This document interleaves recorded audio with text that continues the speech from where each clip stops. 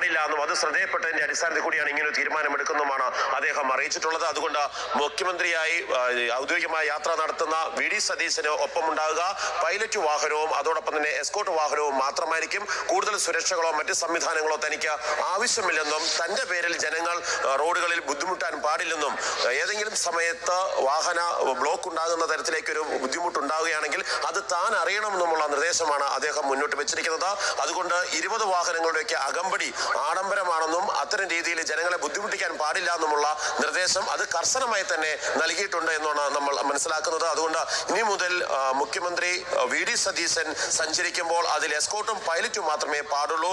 മറ്റു കൂടുതൽ വാഹന വ്യൂഹങ്ങൾ ഉണ്ടാകാൻ പാടില്ല എന്നുള്ള നിർദ്ദേശമാണ് അദ്ദേഹം കൊടുത്തിട്ടുള്ളത്. ശ്രീജ, ശരി, വളരെ പ്രധാനപ്പെട്ട ഒരു തീരുമാനം നിയുക്ത മുഖ്യമന്ത്രി ആദ്യഘട്ടത്തിൽ തന്നെ എടുത്തിരിക്കുന്നു. അത് ഇന്നലെ തൊട്ട് തിരുവനന്തപുരം നഗരത്തിൽ അദ്ദേഹം അങ്ങോട്ടും ഇങ്ങോട്ടും ഒക്കെ പോകുന്നുണ്ട്. അതിനനുസരിച്ച് ഇനി റോഡിൽ ബ്ലോക്ക് ചെയ്തുകൊണ്ടുള്ള ഒരു പ്രശ്നമൊന്നും സൃഷ്ടിക്കരുത്. സാധാരണക്കാരനെ പോലെ ഇത്രയും നാൾ സഞ്ചരിച്ചതുപോലെ താൻ സഞ്ചരിച്ചോളാം എന്ന് വി.ഡി. സതീശൻ പറയുമ്പോൾ അത് പറ്റില്ല. പൈലറ്റും എസ്കോർട്ടുമെങ്കിലും വേണമെന്നാണ് പോലീസിന്റെ ഭാഗത്തു നിന്ന് സുരക്ഷ ഒരുക്കുന്നവർ എന്ന നിലയ്ക്ക് അവർക്കാണ് അതിന്റെ ഉത്തരവാദിത്വം.